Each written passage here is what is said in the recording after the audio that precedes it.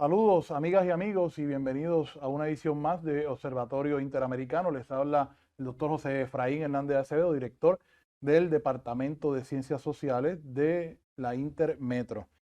En esta ocasión contamos con un distinguido profesor, miembro del Departamento de Ciencias Sociales, experto en temas de administración pública, el doctor Luis A. Matos González. El doctor Matos González cuenta con un doctorado en Gobierno y Política Pública de la Universidad de Costa Rica y también una maestría en Administración Pública de la Escuela Graduada de Administración Pública Roberto Sánchez Vilella de la Universidad de Puerto Rico.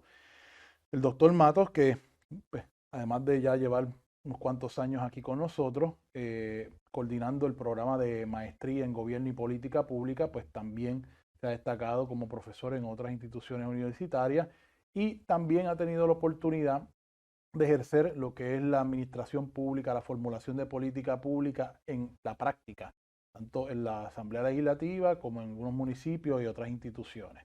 Es un experto en todos los temas de administración pública y durante el día de hoy vamos a estar hablando cuál es el estado actual de la administración pública en Puerto Rico, también en cuanto a la disciplina y temas relacionados a lo que es la administración pública puertorriqueña. Muchos saludos, Luis. Saludos, director. Para mí siempre es un placer aportar desde estos espacios que es la extensión de nuestro salón y del trabajo académico que hacemos. Sin duda, como usted plantea, ¿verdad? El tema de la administración pública parecería que cada día más toma mayor relevancia.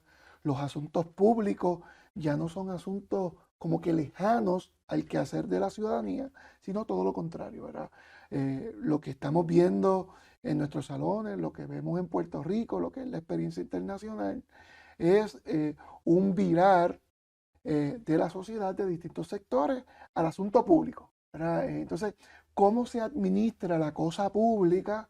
Pues sin duda ocupa hoy un espacio protagónico en el escenario del quehacer social. Sí, yo creo que las crisis que hemos venido viviendo, principalmente en Puerto Rico, pues no tan solo pues, la que nos llevó a esta situación, o sea, tenemos la corrupción que ya se viene viviendo marcadamente desde mediados de los 90 hasta el presente, pues se unió también a lo que es la crisis fiscal que nos llevó a una quiebra, que ha llevado por la borda sistemas de retiro, corporaciones públicas y todo lo que es el gobierno central. Y ahora mismo pues hay una preocupación sobre la viabilidad de los municipios, Claro. porque hay muchos que realmente se sostienen de manera artificial.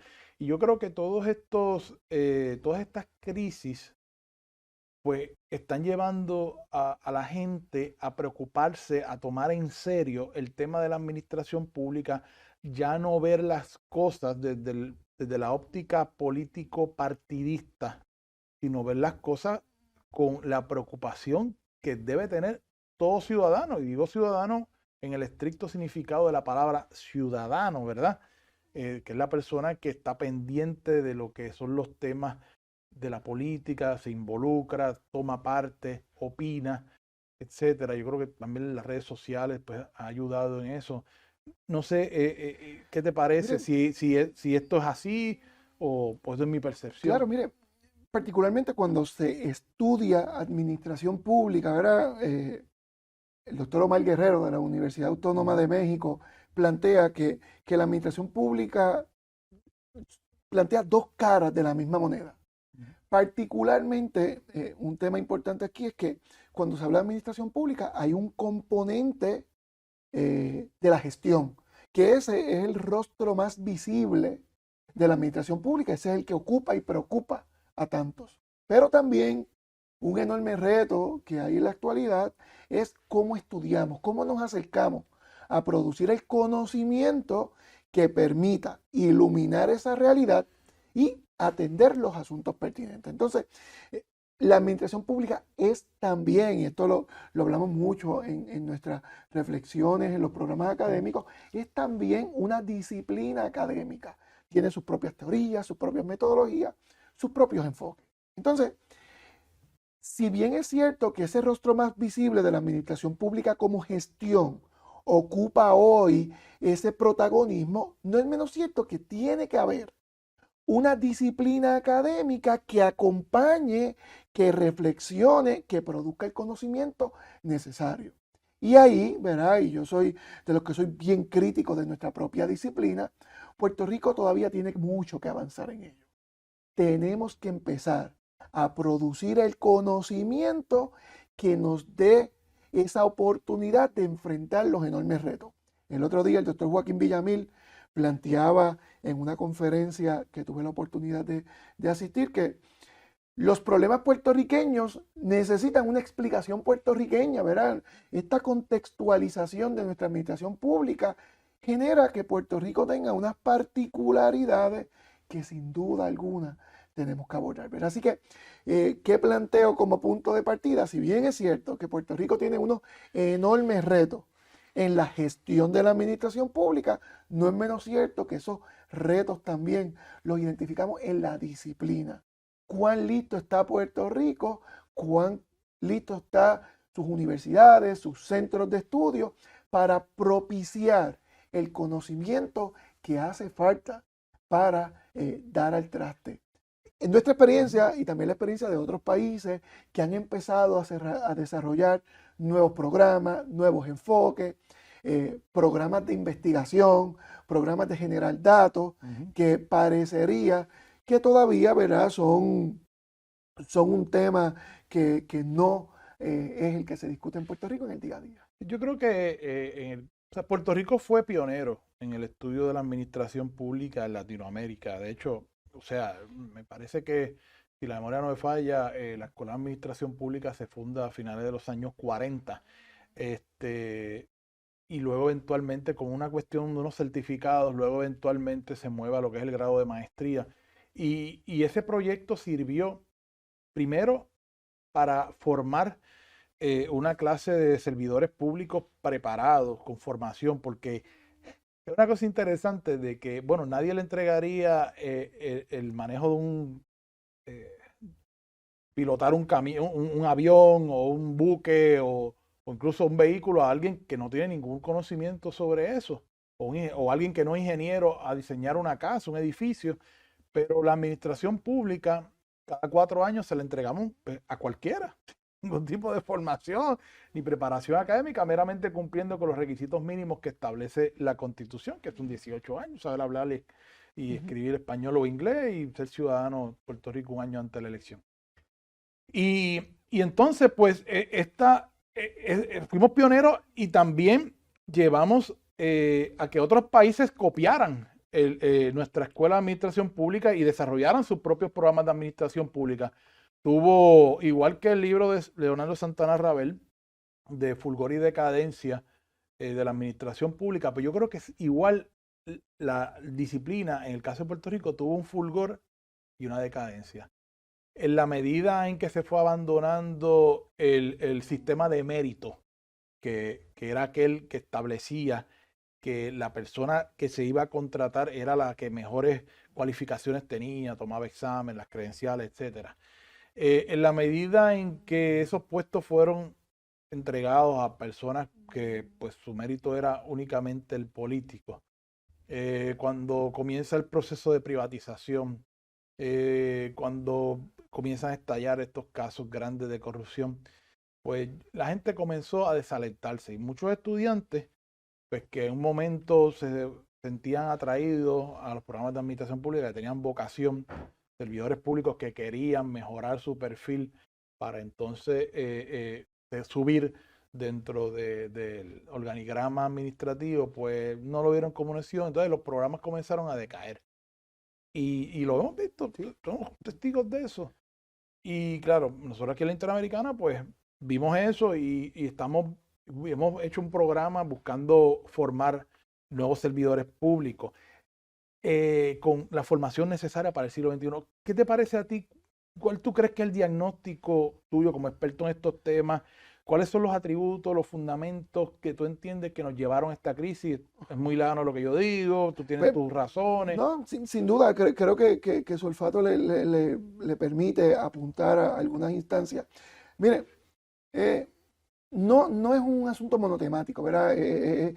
Lo fácil sería reducir esta discusión a decir, este es el factor. Lo cierto es que hay múltiples aspectos, múltiples fundamentos de esto que es una crisis que parecería hoy ser algo amorfo, no tiene pie de cabeza y que nos afecta a todos y a todas.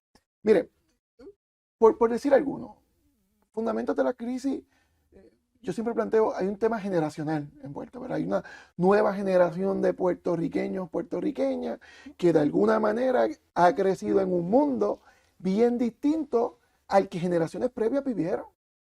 El joven que nos llega hoy a nuestra aula es un joven que su conciencia de Puerto Rico es una conciencia de un Puerto Rico en crisis. Creció en el pleno de la crisis. Así le comentaba yo a un profesor, colega, los otros días, que hablaba sobre eso, y bueno, pero es que esta generación no ha vivido otra cosa que la Que crisis. no sea la crisis. Entonces, ese Puerto Rico próspero, ese Puerto Rico que Leo nos hablaba del fulgor, es ajeno y peor aún, no lo ve en un futuro cercano, ¿verdad? Así que hay un tema generacional que a mí me parece que es importante.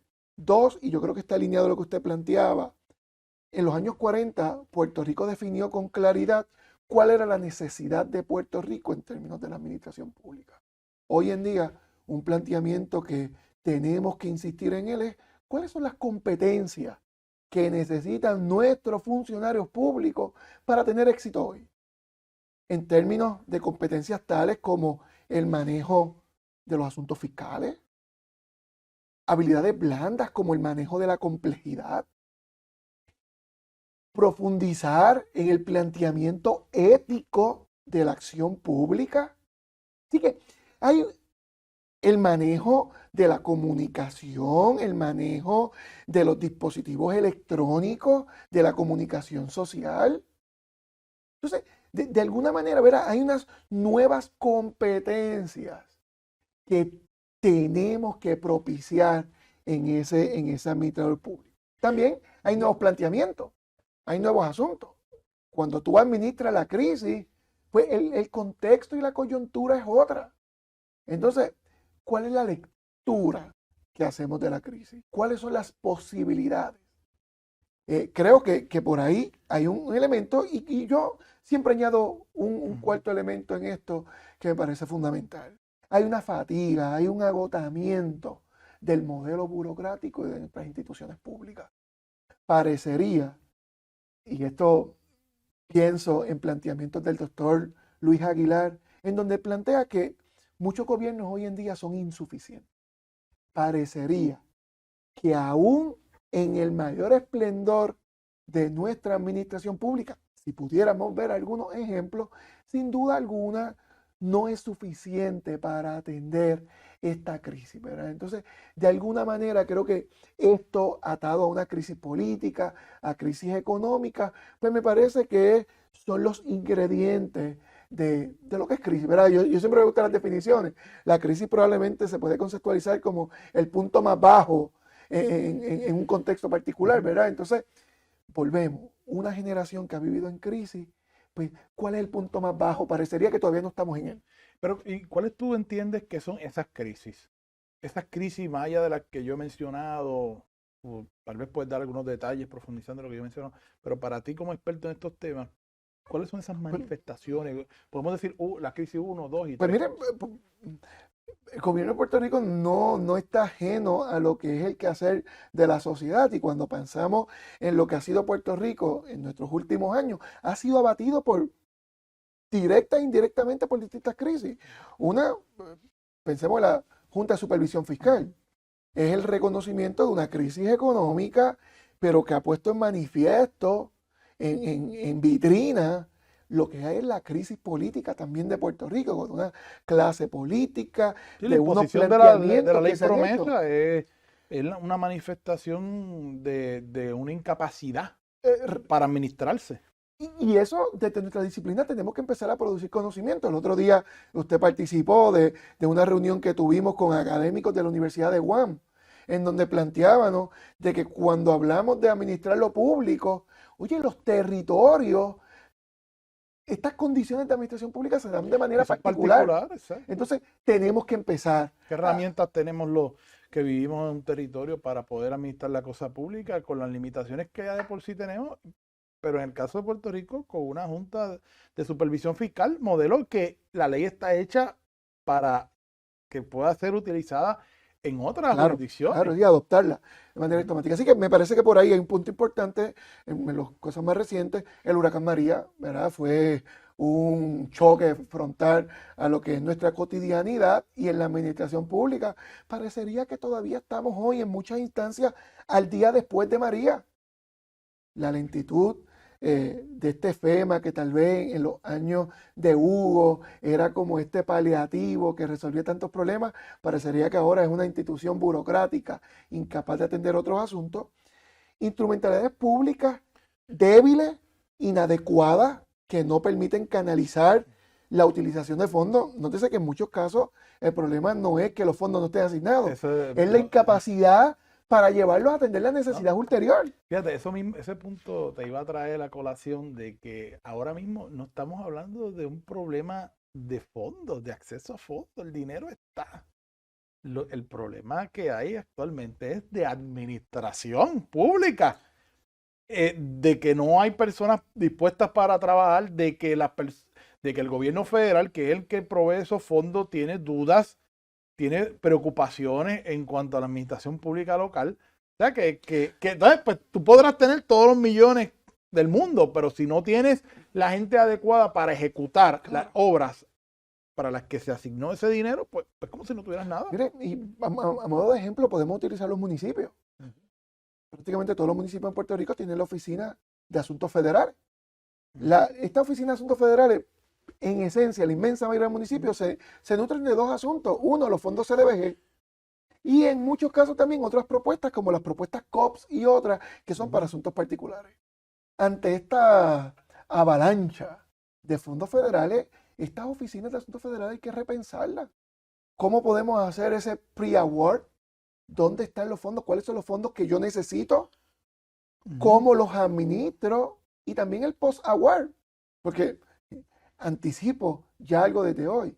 Si hay problemas en la utilización de los fondos, cuando en 5 o 7 años venga la evaluación, ese post-award del gobierno federal sobre la utilización de los fondos, aquí va a haber una nueva crisis cuando esas evaluaciones puedan resultar en faltas mayores y en unas devoluciones de fondos si no se hace bien, ¿verdad? Así que estamos en un momento que estamos dibujando la crisis, pero también, ¿verdad?, hay unas áreas de oportunidad por ahí presentes. Y exactamente esto de María en otra dimensión, pues más recientemente todo lo del COVID también, que ha supuesto planteamientos similares.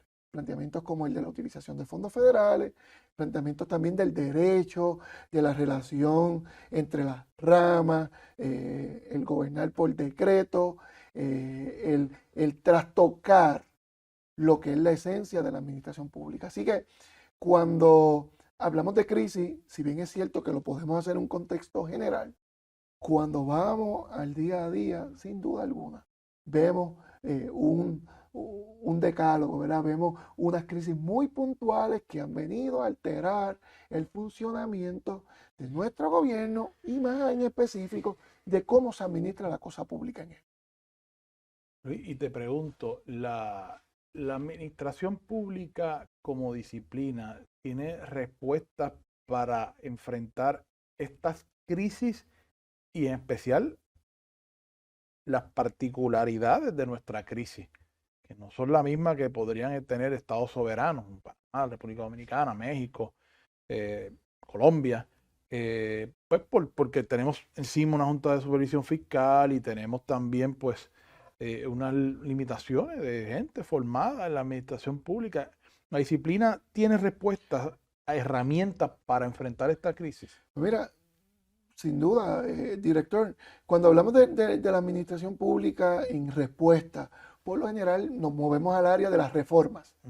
Cuando hablamos de reformas en la administración pública, pues históricamente han habido unas tendencias, unos paradigmas.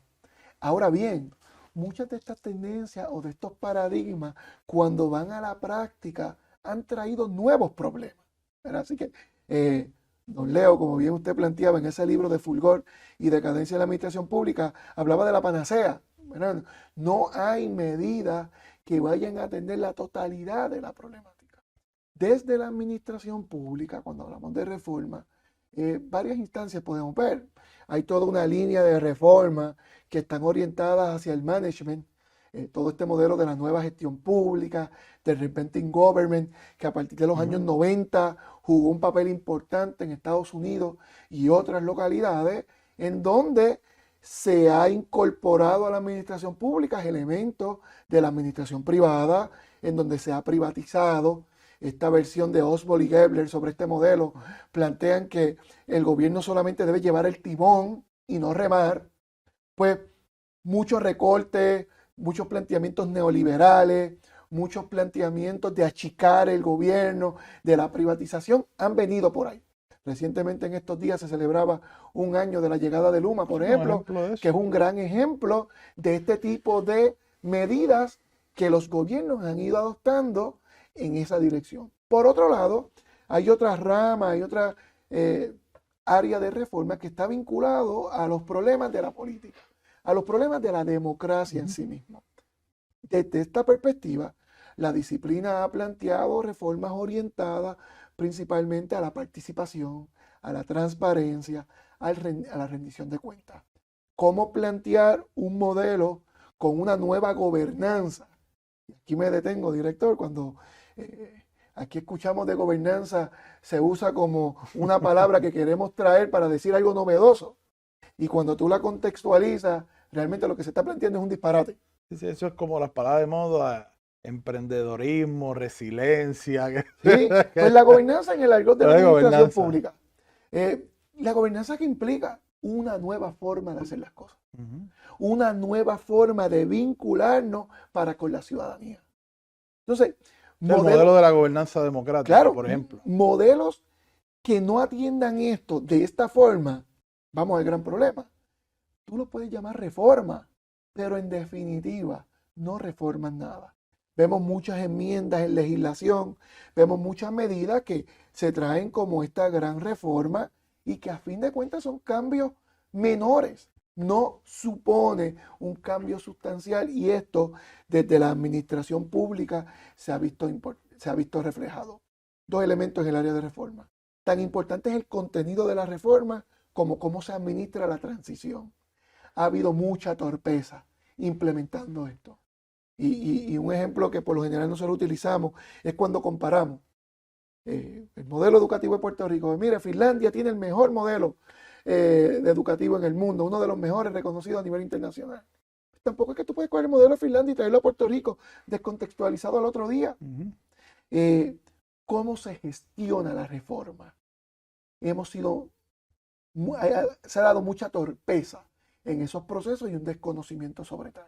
Y esto nos ha llevado a un último punto que a mí me parece importante en esto, y es que la adopción de reformas, cuando se ve desde la perspectiva comparada, director, ha traído nuevos problemas.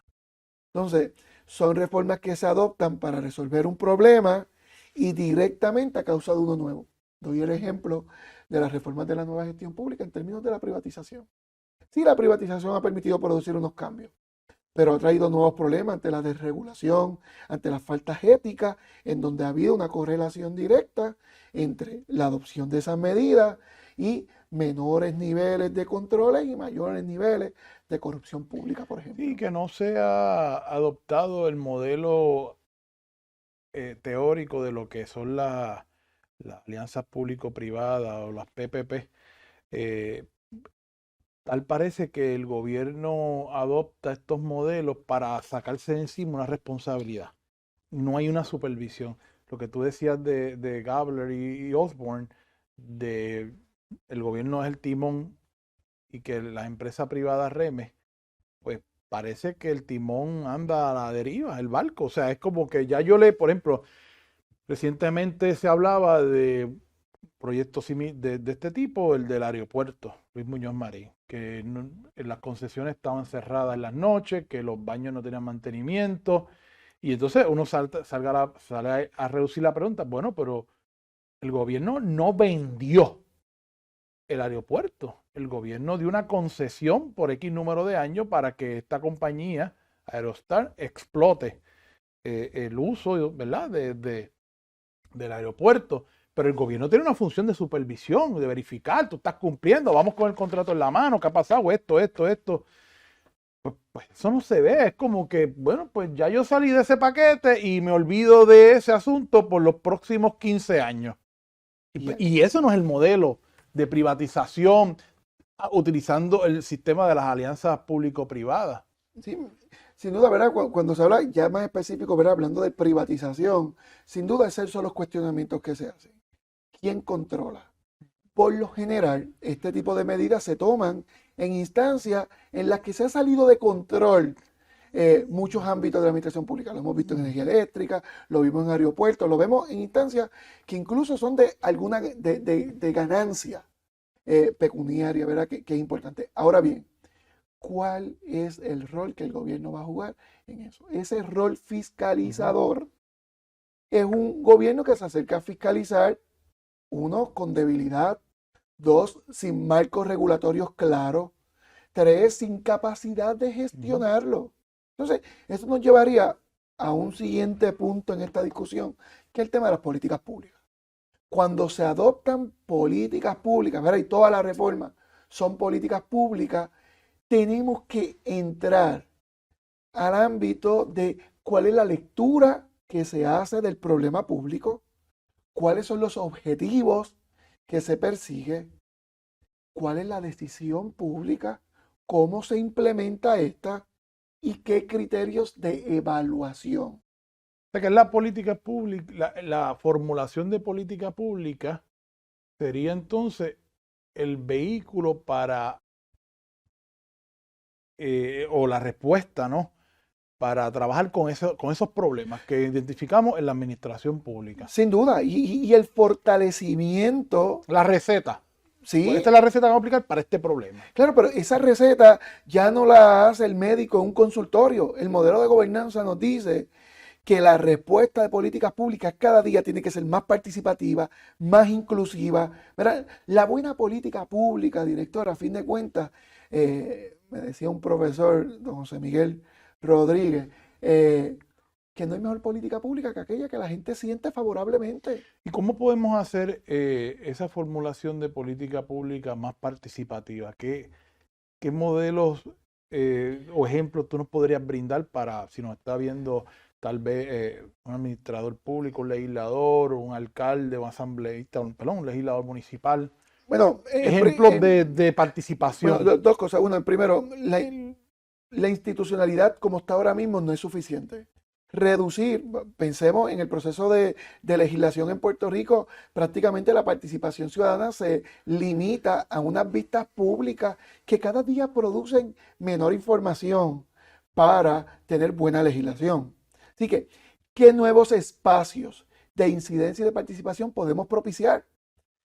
Yo hace unos años participaba en un congreso en Chile. Yo recuerdo que cuando el ministro de Juventud de Chile iba al Congreso a hablar, en este caso, por ejemplo, unos temas de juventud, él llevaba consigo un ejercicio que había hecho y la opinión de 100,000 jóvenes chilenos sobre qué pensaban sobre ese tema.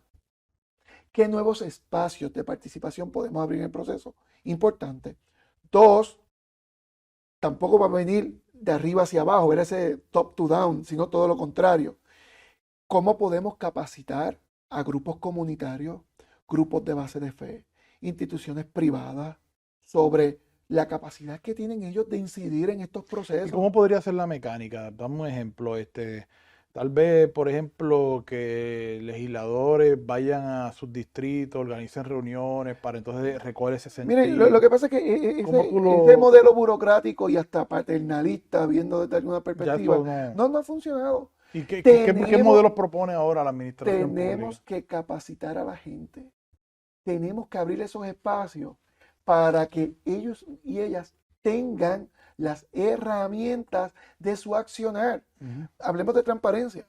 La transparencia no supone poner solamente los datos en un portal. Ya en la transparencia 3.0 hay grupos en otros países que exigen las bases de datos. y ellos van a interpretar el dato. Cuando hablamos de participación, no es que me abras una vista pública para escucharme sobre esto, es que yo quiero estar en la mesa que se discute. Entonces, todos los proyectos, por ejemplo, de abogacía en nuestras comunidades, todos los procesos de cómo tener procesos, por ejemplo, de cabildeo efectivo. Que Más he allá visto de, por ahí algunos proyectos para entrenar a la ciudadanía en el arte del pues, cabildeo. pues sin duda, ¿verdad? Son proyectos que van apuntando a dónde es. ¿Cómo podemos rendir cuentas? La administración pública adolece de ese rendimiento y ligado a uno. El otro día en la clase de análisis de política pública, nosotros planteábamos, hablando del tema de evaluación de políticas públicas. En Puerto Rico, rara política pública se evalúa. Seguimos enmendando, seguimos creando nueva legislación y no hay criterios fijos de evaluación. Una medida concreta, no se debería aprobar ninguna política pública en Puerto Rico que en su creación no tenga los criterios de evaluación. ¿Cuáles son los criterios que vamos a utilizar para medir el éxito de nuestras políticas públicas? Si es que entre el que la formula y el que la implementa hay un abismo, por ahí hay un ámbito, ¿verdad?, de fortalecer institucionalmente. Otros países se han ido por el área de la evaluación y tienen organismos propios de evaluación. Otros países tienen organismos ciudadanos de evaluación. En todo este tema, por ejemplo, de la corrupción pública, de las faltas de ética. Todo el tema del planteamiento del uso de la tecnología para ello. Es un reconectar. Pero sobre todo, aquí un planteamiento importante, amigos, amigas, que creo que es importante. Todo esto se hace en la base de una confianza. Entonces, algo que es imperativo en la actualidad en la administración pública puertorriqueña es que todas las acciones que se tomen vayan dirigidas principalmente a rehacer, a restablecer esos vínculos de confianza entre una administración pública cada día más enajenada y una ciudadanía que cada día reclama más y nuevas formas de intervención. Esto no es novedoso. La Comisión Trilateral en los años 70 ya lo había planteado, que los problemas de gobernabilidad es esto. Un gobierno que cada día tiene menos recursos, menos capacidad para dar respuesta a unas demandas ciudadanas que cada día son con mayor intensidad y más variadas. Entonces parecería, ¿verdad?, que toda acción pública y sobre todo en este tema de políticas públicas tiene que ir ligado a generar ese nuevo reencuentro basado en confianza. Hablaste ahorita que uno de los elementos que debe tener estas nuevas medidas de política pública es el de la transparencia. Y aquí se ha legislado recientemente una nueva ley de acceso a documentos públicos, de transparencia, pero todavía hay una percepción de que eso no se consigue así de fácil. Todavía tenemos, por ejemplo, nosotros en la Facultad de Derecho hay una clínica que me parece que auspicia el Centro de Periodismo Investigativo para que las personas que quieran accesar documentos públicos vayan. O sea, ya tú ves ahí que hay una traba que tiene que ver un abogado de por medio o algún organismo periodístico, una institución, un medio de comunicación para poder tener acceso a esos documentos. ¿Qué medidas de transparencia debe tener una nueva política pública que cumpla con esos parámetros de lo que se espera hoy día en la administración pública? Hay un parámetro básico aquí y es que toda acción pública se presume público. Esto no es una finca privada, gestionar lo público. Entonces, de alguna manera, históricamente también se ha acrecentado la expectativa y el accionar de que la cultura del secreto genera poder. Entonces, en la medida que yo guardo para mí cierta información, ciertos datos, ese dato, esa información es un poder que me permite capitalizar eventualmente. Ajeno de la realidad es esto. El mayor poder es aquel que genera convencimiento social, ¿verdad? Aquel que puede socializar el conocimiento. Entonces, me parece, ¿verdad?, que todavía hay que adoptar mecanismos hasta simples de que la acción pública esté en vitrina. Ejemplo, no se trata de accesar una información y ya. Ejemplo, si hay una comunidad que tiene un problema ambiental, pues a lo mejor el Departamento de Recursos Naturales transparentemente le da la declaración de impacto ambiental, un documento técnico, probablemente en inglés con la barrera idiomática. Entonces, no resuelve del todo. Sí, que no es tirar unos papeles allí No, y ya. no. Entonces, ¿cómo hacemos de la cultura de la transparencia un hábito en nuestras instituciones públicas? Los portales todavía de Internet de las agencias dictan mucho de esto. ¿Cómo podemos sistematizar la información para que sea homogénea? ¿Cómo un instituto de estadísticas, por ejemplo, que produce la poca información que se tiene, pero entonces todavía está dispersa de manera técnica? Así que, ¿qué mecanismos nosotros podemos utilizar para que el ciudadano promedio tenga acceso a esto sin mayor, ¿verdad? Entonces, creo que la tecnología, contestando de manera específica, es un elemento importante. Hay otros temas, ¿verdad?, vinculados a esto.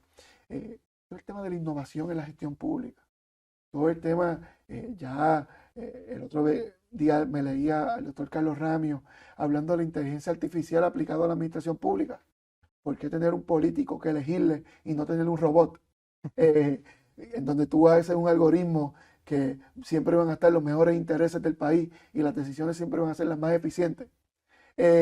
Claro, eso lo pensamos todavía como bien futurístico, pero son planteamientos que cada día más están presentes. Todo esto del manejo de datos, todo este tipo de los algoritmos, de las relaciones, son planteamientos que están en el contexto de la administración pública, pero que sin duda todavía son retos que se tienen.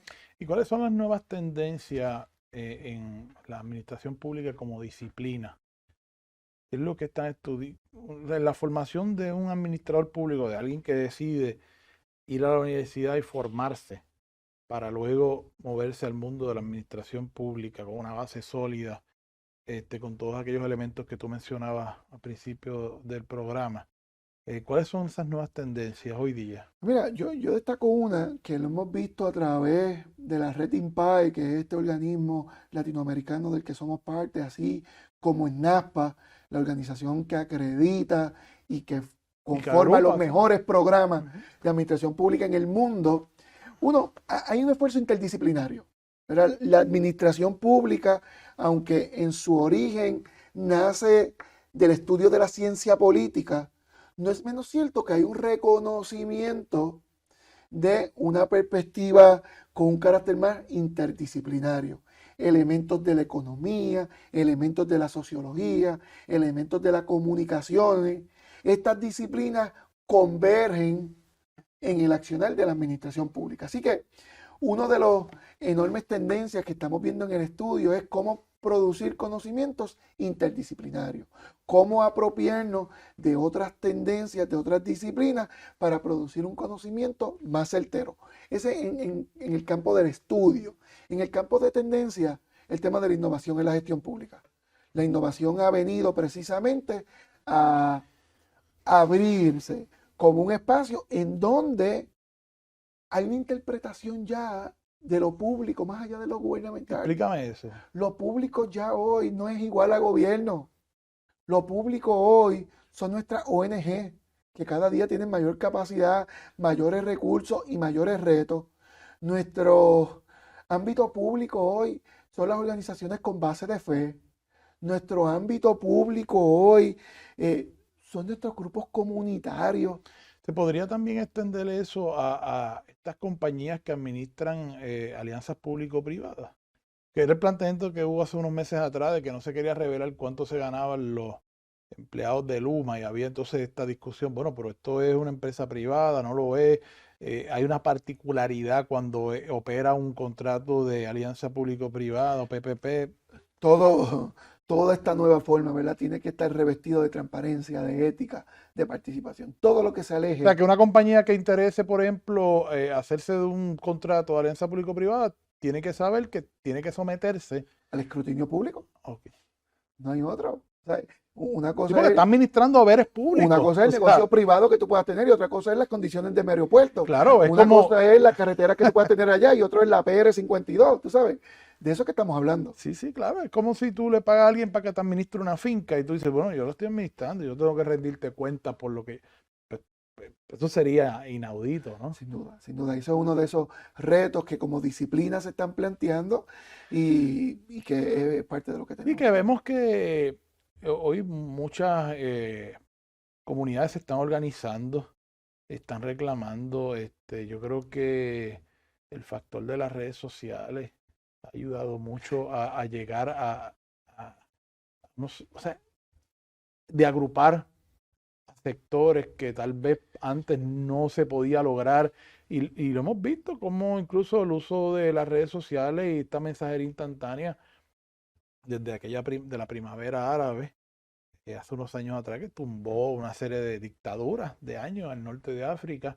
Y hemos tenido nuestra versión criolla en el verano del 19, Sí, como mire, podría ser tal vez un ejemplo de ese que tú señalas, de, de, de esa exigencia del pueblo, de esa organización. es una exigencia, es una organización y es un reclamo en el que en el Puerto Rico de hoy cada día se exige más. Mire, y director, lo estamos viendo en nuestro programa. Eh, ¿Quiénes son los estudiantes que nos llevan? Mira, ¿cuál es ese perfil de esos estudiantes interesados en un grado de maestría en gobierno y políticas públicas? ¿Sí? Tenemos un estudiante que muchas veces ocupa posiciones, llega a elementos, ¿verdad? Y genera esa necesidad de formarse.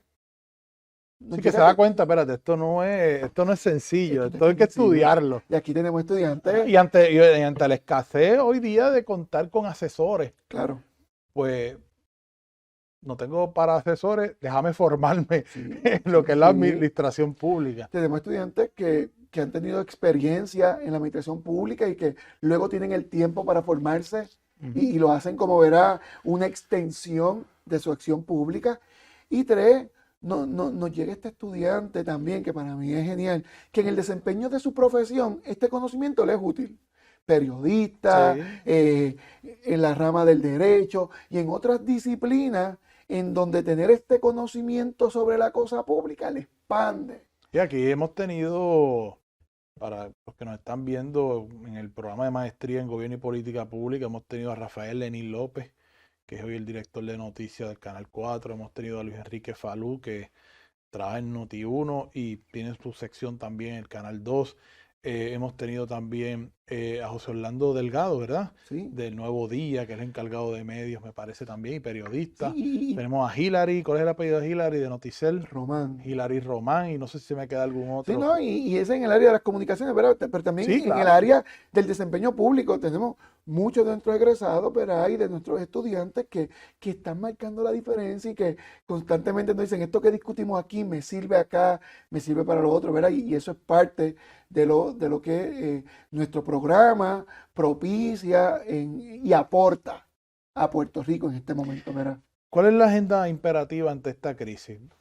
Tú como experto en estos temas, como formador de futuros administradores públicos, políticos también. Uno, tenemos que alinearnos a las nuevas competencias. ¿Cuáles son las competencias de ese funcionario público que Puerto Rico necesita? Sin duda, eh, tenemos que enfatizar en él. Esas nuevas tendencias de la administración pública que ya preveemos, tenemos que capacitar a nuestros estudiantes. Uno. Dos, en el ámbito social, tenemos que ir más allá de lo público.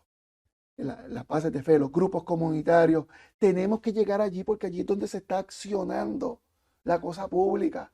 Allí es la génesis de muchos proyectos hermosos y esa es la experiencia probablemente de muchas personas que nos están viendo ahora. Proyectos que al margen de la cosa pública y del ámbito gubernamental son proyectos hermosos que están teniendo unas subvenciones privadas y del gobierno federal Que tienen acceso. y en donde están haciendo unos proyectos extraordinario, extraordinario. Entonces creo que ahí hay dos focos, ¿verdad? En donde es un imperativo que tengamos que llegar. Y eso lo tenemos que atar a los programas académicos. Y creo que ahí programas como nuestra maestría en gobierno y políticas públicas es donde se abre espacio.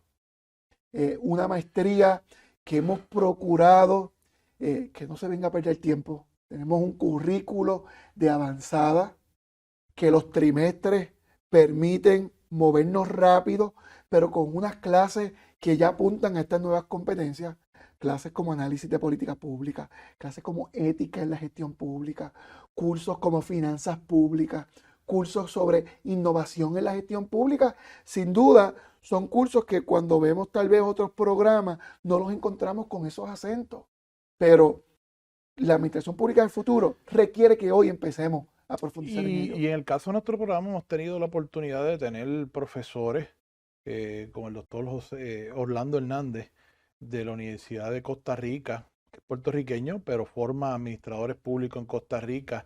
Y es un programa que también mira a Latinoamérica. O sea, no es un programa que mira solo a los Estados Unidos, las tendencias de la administración pública allá, que también las tomamos en cuenta y tenemos cursos incluso que los hemos llevado a los estudiantes a conocer el funcionamiento del gobierno federal, el Congreso, pero también hemos tenido como invitados profesores que le dan también la perspectiva latinoamericana. ¿Cuál es la tendencia del estudio de la administración pública en Latinoamérica? En Latinoamérica es muy distinta a la estadounidense.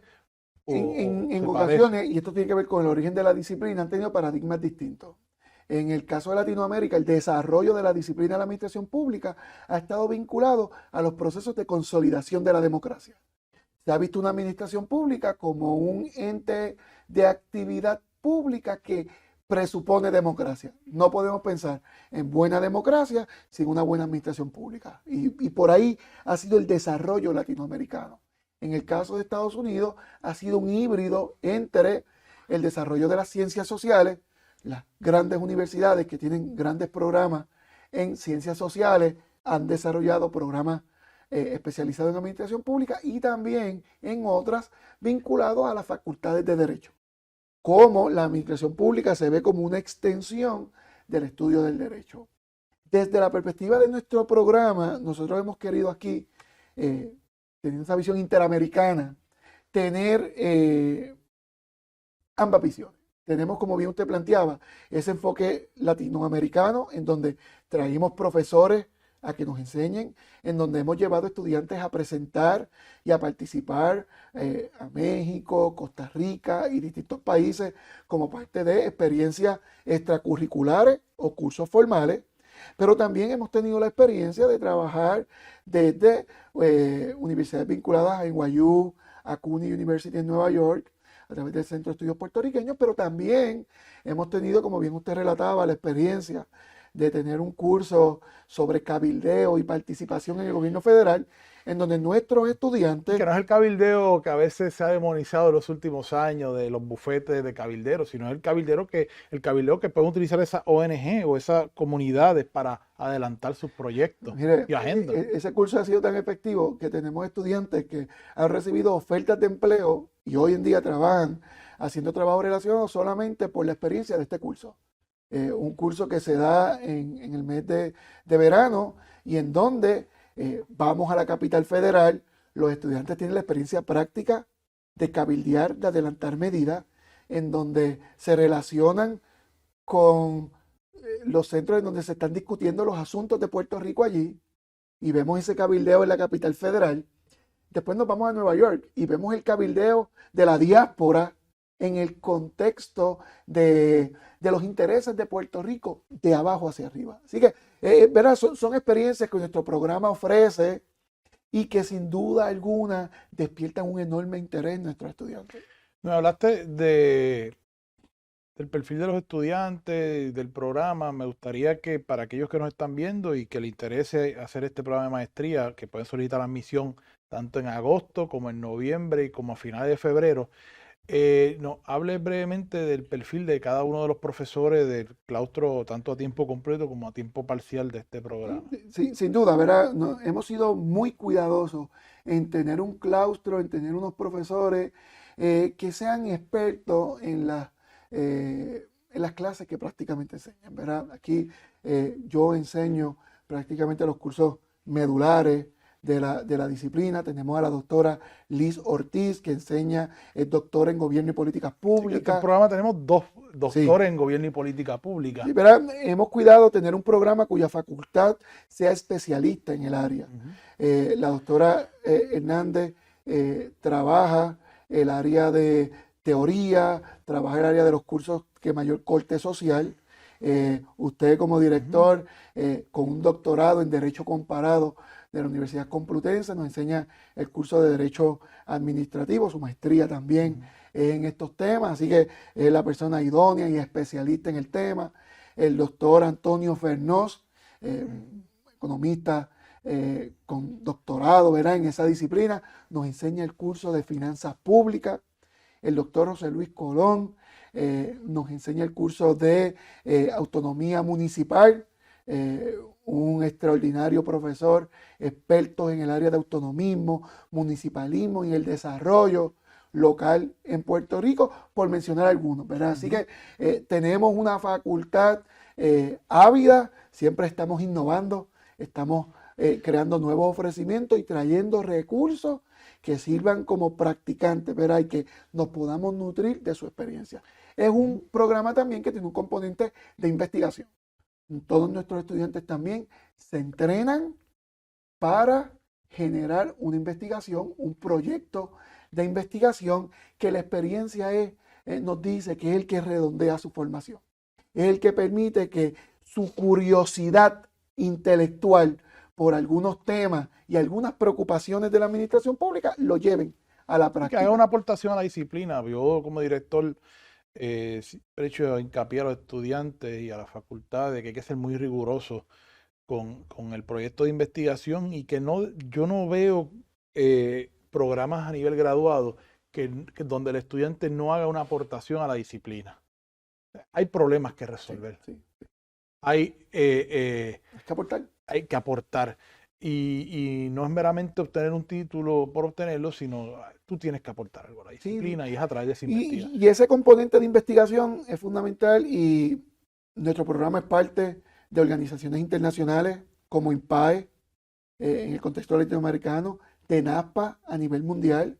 Así que también, verá, estos vínculos nos permiten abrir y que la nuevos facultad espacios. participa anualmente de estos organismos. Participamos y nuestros estudiantes también, ¿verdad? Así que de alguna manera esos espacios están disponibles para nuestros estudiantes y se aprovechan. Que participan, de hecho, en organizaciones estudiantiles en competencias claro, que ellos organizan. Sí, y como parte de nuestro ofrecimiento académico, además del grado de maestría, tenemos el grado combinado con la Facultad de Derecho. ¿Qué particularidad tiene ese combinado que se diferencia de otros? Mire, este grado combinado permite que en el mismo tiempo que usted estudie Derecho, es un programa acelerado, es un programa élite que tenemos, ¿verdad?, que permite que estudiantes que cursan Derecho puedan tener simultáneamente el grado de maestría.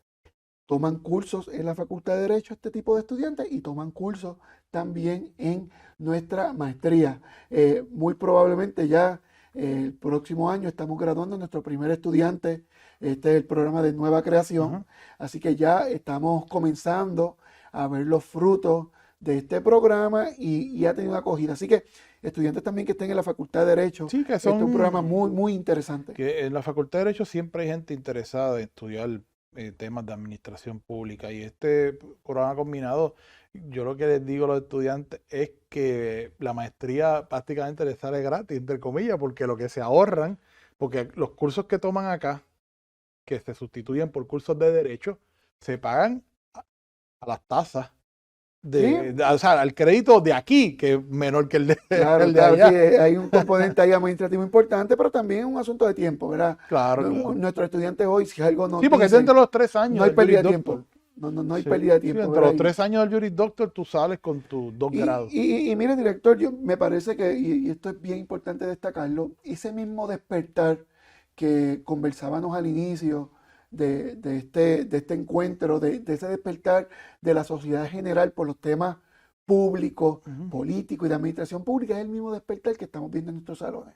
Tenemos un programa que cada día nos llegan más estudiantes con intereses diversos y que llegan a una disciplina en un programa que los acoge, que explota su potencial y que resguarda la unidad base de cada uno, sus intereses. Entonces, esa perspectiva interdisciplinaria. Sí, que no tienes que haber estudiado un bachillerato en ciencia política, por ejemplo. con cualquier bachillerato. Y como cuestión de hecho, eso enriquece nuestro programa. Tenemos estudiantes que vienen de ciencia política, tenemos estudiantes que vienen de las comunicaciones, de ciencias naturales hemos tenido. Ciencias naturales, de trabajo social. De criminología. De criminología. Entonces, de repente nos convertimos en un gran laboratorio para empezar a abordar. Se puede hacer políticas públicas para todos esos temas. Sí, la política pública es una gran sombrilla, ¿verdad?, que cobija todos los temas de Puerto Rico. Son susceptibles a política pública. Luis, aquellos interesados en solicitar admisión al programa de maestría en gobierno y política pública, ya había dicho que tienen tres ocasiones durante el año. ¿Se pueden comunicar contigo? ¿A qué contacto? Sí, mira, nuestros trimestres empiezan en agosto, octubre, final de octubre, principio de noviembre y en el mes de febrero. En cada uno de estos tres términos, disculpa, se admiten estudiantes. Así que no hay que esperar agosto exclusivamente para entrar. Entran en cualquiera de los tres términos y nuestro programa está diseñado para acogerlos en cada uno de ellos. En términos de aquellos interesados, interesadas, estamos aquí en el recinto metro. Mi correo electrónico, creo que se ha publicado, es lmatos@intermetro.edu y puede venir en cualquier momento a nuestro recinto, o el programa también de admisión prevé para que se puedan iniciar los procesos de manera electrónica. Un correo electrónico es suficiente. Nosotros atendemos de manera personal a los interesados, así que lmatos@intermetro.edu y a vuelta de correo le enviamos toda la información. También a través de nuestras plataformas de las redes sociales, estamos muy disponibles en Facebook, tenemos bastante movimiento, permanecemos en la vanguardia de distintos temas, provocando, ¿verdad? Y es un programa, director, que está en crecimiento. Nos ubicamos en el ámbito de la innovación. Iniciativas como esta y otras que tenemos en calendario, pues son parte de ese esfuerzo de seguir creciendo y tener un ofrecimiento a la altura de lo que Puerto Rico necesita. Bueno, pues quiero agradecer al doctor Luis Matos por haber estado con nosotros en el programa en Observatorio Interamericano, discutiendo temas de actualidad de la administración pública, tanto en la disciplina como en la práctica. Esperamos contar con él próximamente. Quiero que hagamos un programa con los estudiantes que se gradúan ahora en mayo para que les pongan a nuestra audiencia sus aportaciones a la administración pública y a los problemas que vivimos día a día. Que muchas gracias y nos volveremos a ver próximamente. Sin duda. Muchas gracias. Gracias.